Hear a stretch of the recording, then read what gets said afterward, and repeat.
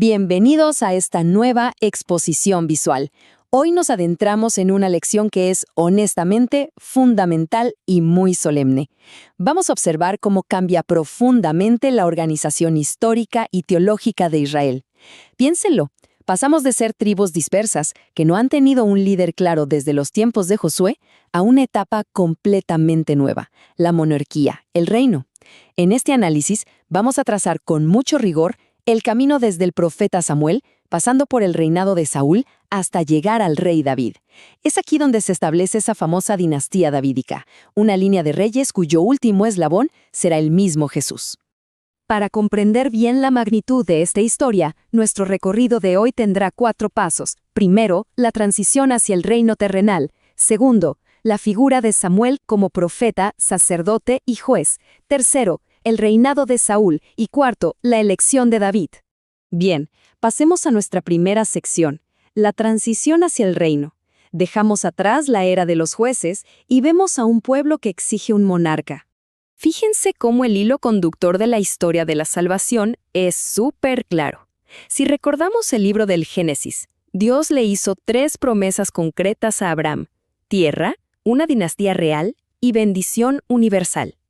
Tras poseer la tierra y atravesar esos 7 dolorosos ciclos de pecado, esclavitud y rescate durante el tiempo de los jueces, llegamos al presente. El pueblo está insatisfecho, desconcertado y piden un rey.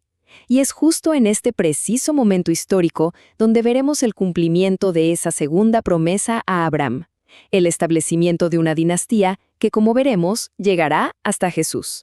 Entramos a la sección 2, Samuel, profeta, sacerdote y juez.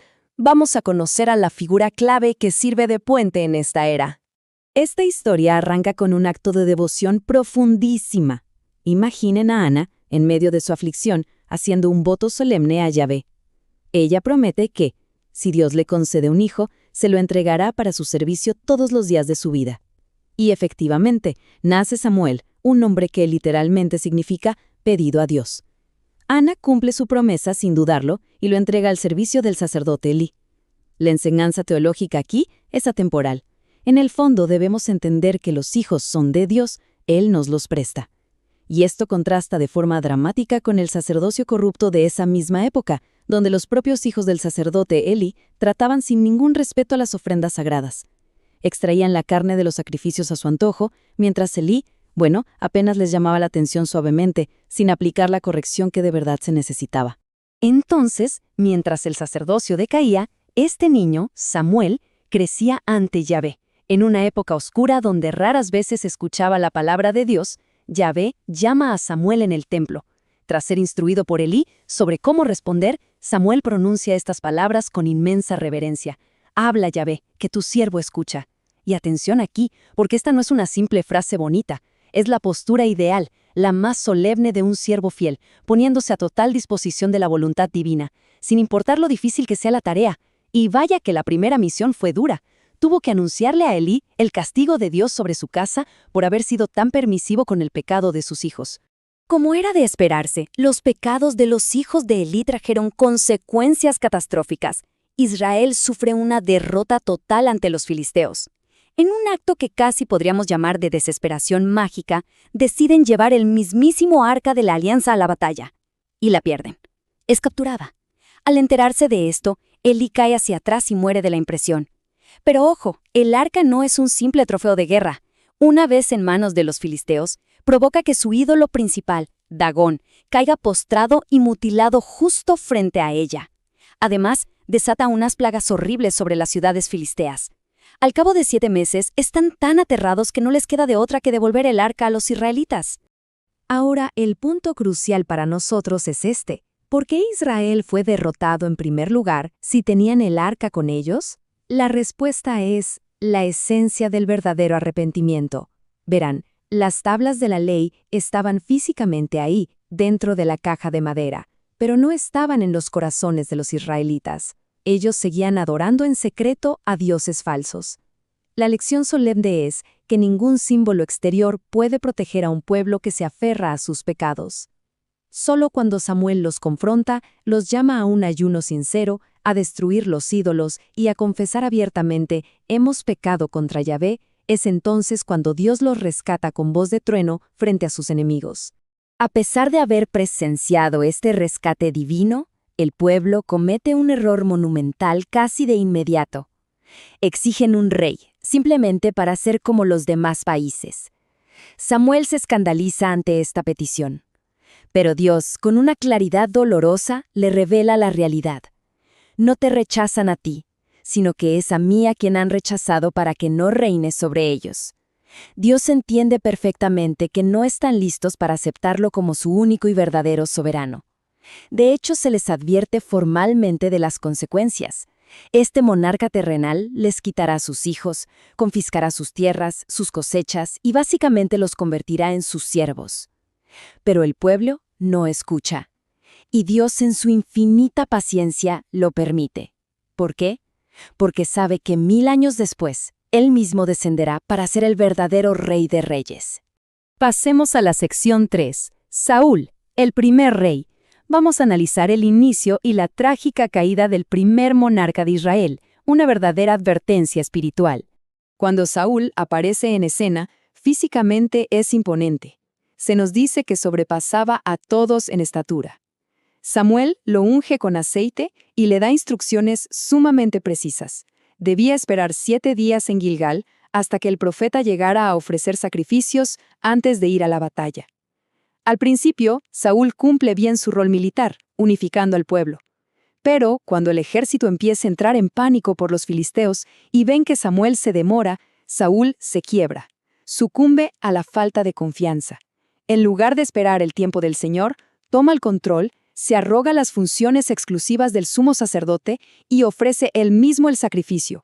Un pecado frontal de desobediencia. El abismo espiritual de Saúl se hace aún más profundo más adelante. Dios le da una orden estricta de aplicar la ley del anatema contra los amalecitas. Debía destruirlo absolutamente todo. Sin embargo, Saúl decide quedarse con lo mejor de los rebaños y perdonar a la vida del rey enemigo. Cuando Samuel lo confronta por esto, Saúl intenta justificarse diciendo que guardó todo ese botín justamente para sacrificarlo a Yahvé. Es aquí donde la respuesta de Samuel resuena con una autoridad teológica impresionante. La obediencia vale más que los sacrificios. Piénsenlo, al entregar una ofrenda, damos un objeto material, pero al obedecer, estamos entregando la más valiosa de todas nuestras posesiones, nuestra propia voluntad. Saúl nunca se arrepintió de verdad. Su confesión estuvo llena de excusas políticas, incluso llegó a admitir que desobedeció porque, cito, tuvo miedo al pueblo. Si desglosamos las lecciones de su caída, son claras y sistemáticas. Primero, el fin jamás justifica los medios. Segundo, no podemos tomar las cosas en nuestras manos rompiendo órdenes divinas. Tercero, ceder al miedo a los hombres demuestra una grave falta de fe. Saúl solo pide perdón para no quedar mal frente a los ancianos, para mantener las apariencias, y debido a este corazón endurecido, el Señor decide arrancar el reino de Israel de las manos de Saúl para entregárselo a alguien mejor que él. Lo que nos lleva a nuestra cuarta y última sección. David, elegido por Dios. Veremos la gloriosa transición hacia un rey según el corazón del Señor. Dios envía a Samuel a Belén, a la casa de un hombre llamado Jesé, para ungir al nuevo monarca. Cuando Samuel ve a los hijos mayores, altos, fuertes, con presencia real como Saúl, inmediatamente asume que uno de ellos debe ser el elegido. Pero Dios lo frena y le revela un principio teológico central. Pues el hombre mira las apariencias, pero Yahvé mira el corazón. Resulta que faltaba el hijo menor, el menos importante a los ojos del mundo, el que estaba en el campo pastoreando ovejas en el anonimato. Dios no necesita que ocupemos los primeros lugares de la sociedad. Él escogió este joven humilde y sencillo. Y en el momento en que el joven David es ungido, el espíritu de Yahvé descendió y permaneció sobre él desde ese día en adelante. Es imperativo que comparemos a estos dos monarcas. En el mismo momento en que David es ungido, el texto nos dice que el espíritu de Yahvé se aparta de Saúl, dejándolo a merced de un espíritu malo que lo atormenta por haberse alejado de Dios. Saúl se convierte en un gigante vacío, hundido en el miedo, el orgullo y una envidia enfermiza. En contraste total, tenemos a David, quien de hecho llega a la corte para calmar la paranoia de Saúl tocando la cítara. David encarna la humildad, la obediencia pura y un sentido inquebrantable del deber ante la presencia de Dios.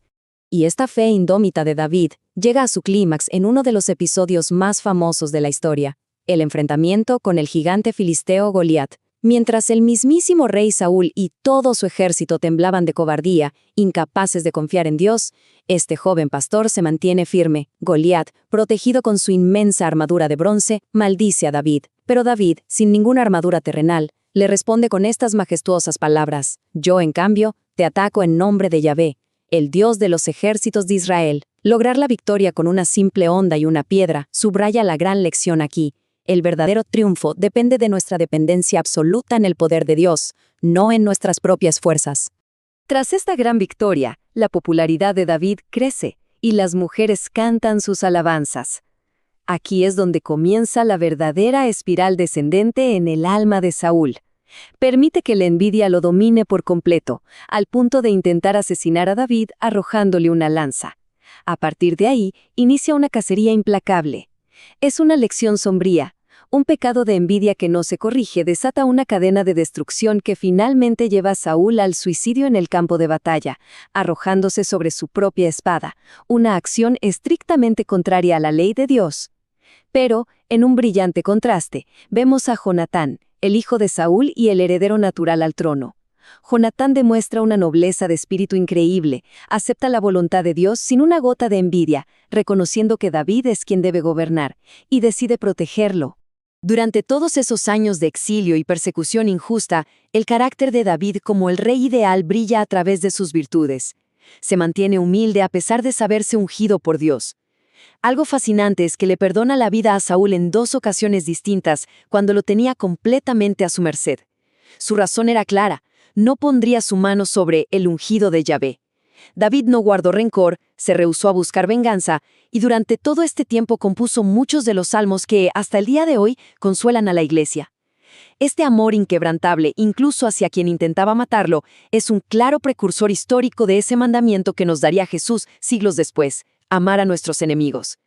Y así cerramos el análisis de hoy, con una reflexión solemne sobre la paciencia de Dios, tejiendo su plan perfecto paso a paso. Al establecer esta monarquía a través de la dinastía de David, de la tribu de Judá, Dios está materializando aquella antigua promesa: el cetro no será arrebatado de Judá. Toda la gloria del reinado davídico, con sus triunfos, su humildad y su dolor, sirvió como un pedestal temporal, una preparación histórica para la humanidad, porque sabemos que es exactamente de este mismo linaje de donde descendería aquel ante quien toda rodilla se doblará: Jesucristo, quien sería coronado en una cruz como nuestro Rey eterno. Les dejo esta pregunta para que resuenen sus mentes y corazones sobre el propósito final de esta historia, mientras nos preparamos para nuestra próxima exposición. Hasta entonces.